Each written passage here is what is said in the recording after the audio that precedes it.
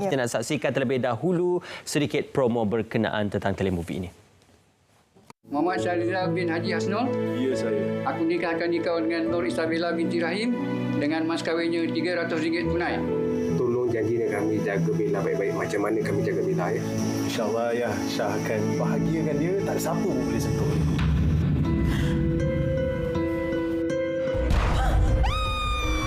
Hello, kenapa tak cakap selama ni? Kenapa sekali pun awak tak pernah cuba untuk percayakan saya? Diamlah.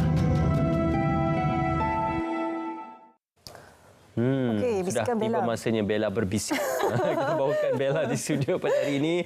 Ristina, terima kasih bersama dengan kami dan juga Theo Jason. Adalah selaku penerbitnya. Terima kasih bersama dengan kami dan juga tahniah untuk penghasilan bisikan Bella.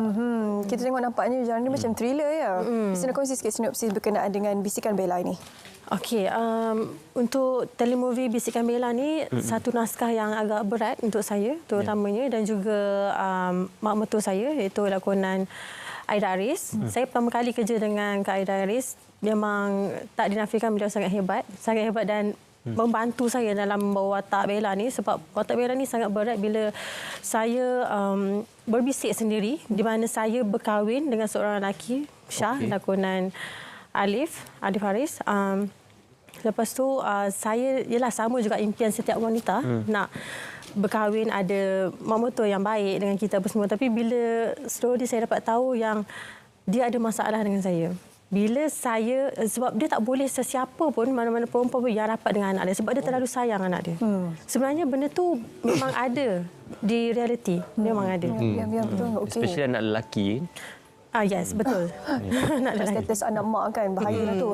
Okey, Theo Jason selaku penerbit bagi Bisikan Bella ini, kongsi sikit apa yang cuba disampaikan, yang cuba diterjemahkan. Okey, sebenarnya dalam masyarakat kita, isu mental illness memang ada je di dalam kita lah. Tapi kehidupan mereka biasa sama dengan kita. Tapi apa yang membezakan orang yang mental illness dengan kita ialah contoh dalam telemovie Bisikan Bella, mak mertua walaupun kehidupan biasa, tapi sebab tak nak berkongsi kasih anak dia dengan isteri ialah Ristina lah, suami lah Syah. So dia terakhirnya mak mertua pun termasuk dalam hospital sakit jiwa, penyakit jiwa. Hospital sakit jiwa. Macam mana Ristina menghayati watak mungkin mendengarkan bisikan itu ataupun menghadapi masalah gelojak dalam jiwa dan juga peperangan dalam jiwa itu sendiri untuk melayan kerenah mak mertua pada waktu yang sama terpaksa berperang dengan diri sendiri. Okey, itulah saya sebenarnya bersyukur sebab di realiti saya dapat mak mertua yang sangat baik. Tapi untuk menjiwai watak tu saya sebenarnya tak dinafikan memang saya dapat tahu beberapa juga kawan-kawan saya yang ada masalah ni. Sebab kadang terutamanya anak lelaki lah, mak dia akan rasa macam kasih sayang seorang anak tu akan berkurang sekiranya dia dah ada isteri ataupun dah ada teman wanita. Jadi kadang-kadang mak dia tak normal. Sebab kita nampak dia normal tapi sebenarnya perasaan dalam hati dia tak normal. Dia rasa macam anak dia dah jauh dari dia. Dia rasa anak dia akan abaikan dia. Dia rasa macam tu. Jadi saya cuba bawa watak tu di mana saya dapat rasa bila Kak Umairah dia terlalu sayang anak dia dan dia tak boleh terima bila anak dia macam lebihkan saya nak makan apa, jaga saya masa sakit. Dia rasa macam sepatutnya dia yang patut diutamakan. Dia rasa macam tu. Okey. Takutkan realiti kehidupan macam ni kan. Betul. Rezeki Ristina dapat abang mentua yang bagus, yang baik kan. Okey, Theo kongsi sikit pengalaman sewaktu rakaman telemovie Bisikan Bella ini. Lokasinya di mana, berapa lama, hari yang diperlukan? Lokasi semua saya tak pastilah. Dah lama je. Dah lama. Sebenarnya tahun depan yang kita start shoot. So total 7 hari. Tapi sebab syuting dalam PKP. Okey. So dalam sejarah memang syuting yang terlama lah. Kenapa? 3 hari kita lepas shoot dapat tahu satu kru kena COVID. So terpaksa sebulan kuarantin. Baru habis 4 hari remaining lah lepas sebulan lah. Cabaran juga sebenarnya untuk menyiapkan Betul. telemovie Bisikan Bella ini dilaksanakan sewaktu PKP dan sebagainya.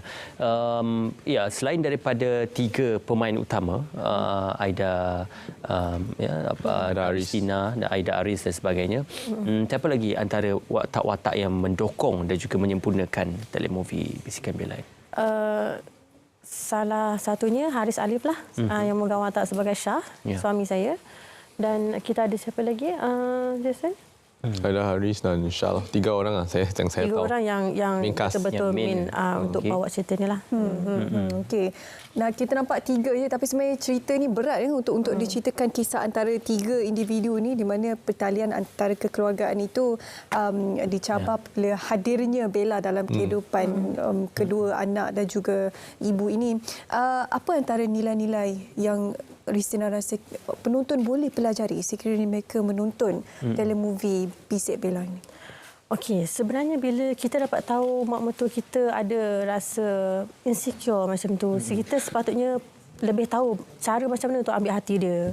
Untuk kita tak buat dia rasa yang anak dia jauh daripada dia. Setengah saya tengok ada yang bila dah berkahwin membawa anak dia jauh dari dia. Macam dah kurang berjumpa dengan mak dia, dah jarang untuk telefon apa semua kan. Jadi bila kita dapat rezeki yang mak mertua yang macam ni, kita kena tahu cara untuk kendalikan benda ni.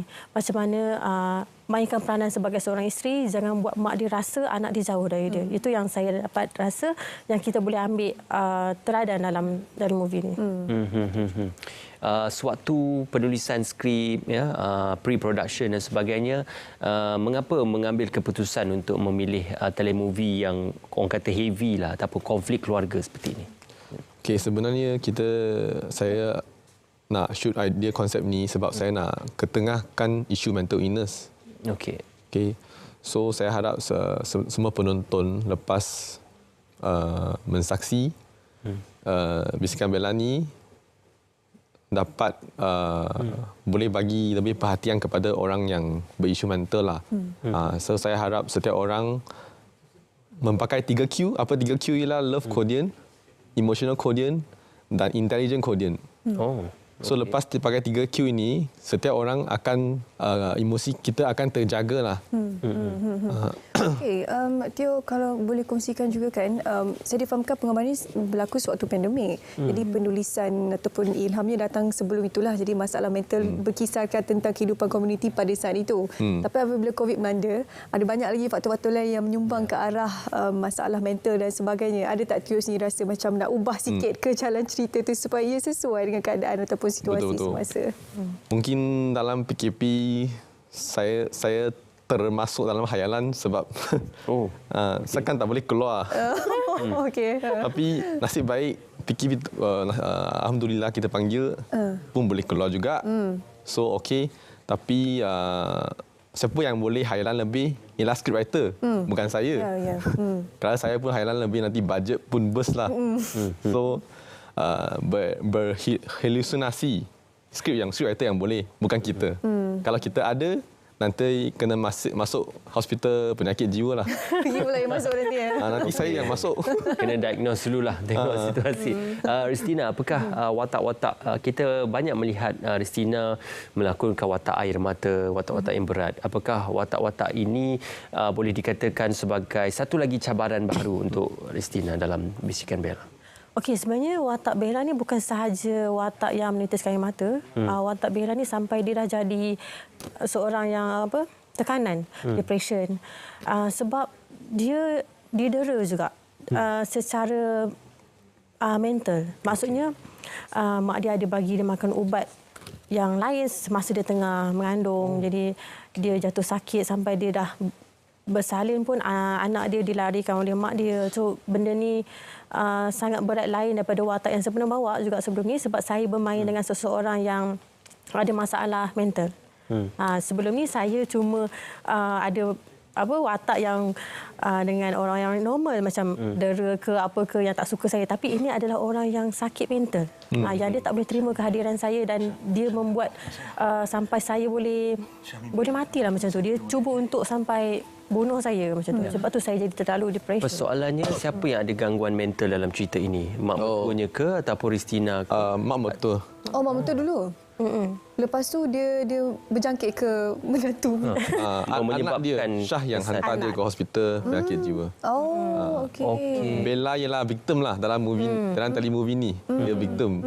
Apa yang menyebabkan ibu mertuanya terlalu close ataupun tidak boleh berenggang dengan anak lelakinya itu? Apakah ada sebarang kekecewaan dalam perkahwinannya menyebabkan isu itu berlaku? Okey, so mak mertua Ristina lah dalam telemovie ni sebab dia dalam kehidupan dia tak banyak kawan. Okay. Lepas tu dia ibu tunggal. So the only cinta yang dia ada ialah dari anak dia. Ialah nama dia Syah lah di Bisikan Bella. So bila dah kahwin dengan Bella, dia pun rasa tak boleh lah berkongsi macam dah nak hilang satu anak.